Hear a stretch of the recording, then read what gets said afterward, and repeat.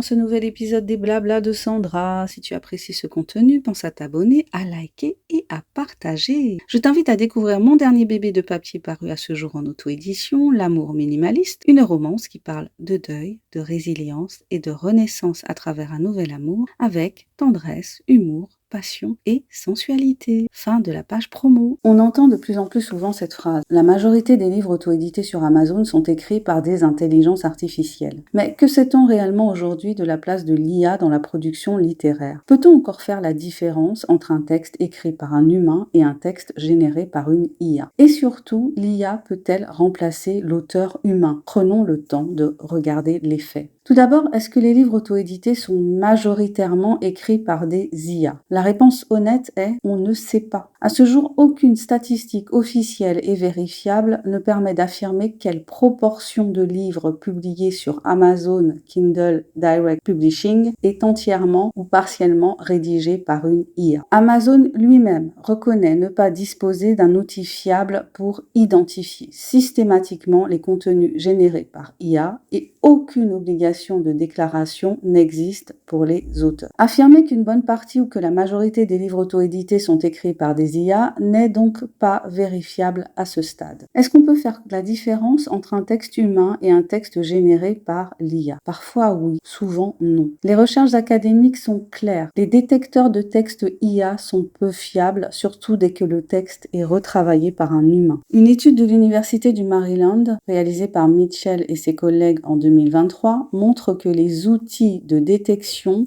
produisent de nombreux faux positifs, échouent dès que le texte est légèrement réécrit et sont incapables de garantir une identification fiable. En clair, un bon texte IA retouché par un humain devient pratiquement indétectable. Alors, qu'est-ce qui différencie encore un texte humain d'un texte créé par une IA? La différence ne se situe pas tant dans la grammaire ou la fluidité, domaine où l'IA excelle, mais dans des dimensions plus subtiles. L'expérience vécue, incarnée, la cohérence émotionnelle sur la durée, la capacité à prendre des risques narratifs, l'ambiguïté, le silence, l'inachevé. Des chercheurs en littérature numérique soulignent que les IA produisent des textes statistiquement plausibles, mais peinent à maintenir une vision artistique singulière sur l'ensemble d'une œuvre. Alors, à la lumière de ces éléments, est-ce que l'IA peut remplacer l'humain dans la production littéraire? À court et moyen terme, la réponse documentée est non. Mais à long terme, l'IA est aujourd'hui un outil d'assistance, idée, reformulation, structuration, un accélérateur de production, parfois un co-auteur technique. Mais elle ne possède ni intention propre, ni subjectivité, ni responsabilité artistique. Comme le résume Margaret Mitchell, une informaticienne américaine spécialiste des biais algorithmiques et de l'équité en apprentissage artificiel, je cite, « Les modèles de langage n'ont pas de point de vue, ils simulent des textes, pas une conscience. » Alors, qu'est-ce que l'IA change pour les auteurs auto-édités? L'enjeu n'est donc pas IA contre humain, mais uniformisation contre singularité. Plus les outils deviennent accessibles, plus la production augmente, mais plus les textes se ressemblent. La valeur va donc se déplacer vers la voix, l'univers, l'authenticité. Ce qui fera la différence demain ne sera pas qui écrit le plus vite, mais qui a quelque chose de personnel à dire. Conclusion. Non, on ne peut pas affirmer que l'IA domine déjà l'auto-édition. Non, on ne sait pas toujours distinguer un texte humain d'un texte rédigé par une IA, mais non, l'IA ne remplace pas l'auteur. Elle change simplement la question essentielle. Pourquoi écrire? Et puis deuxième question,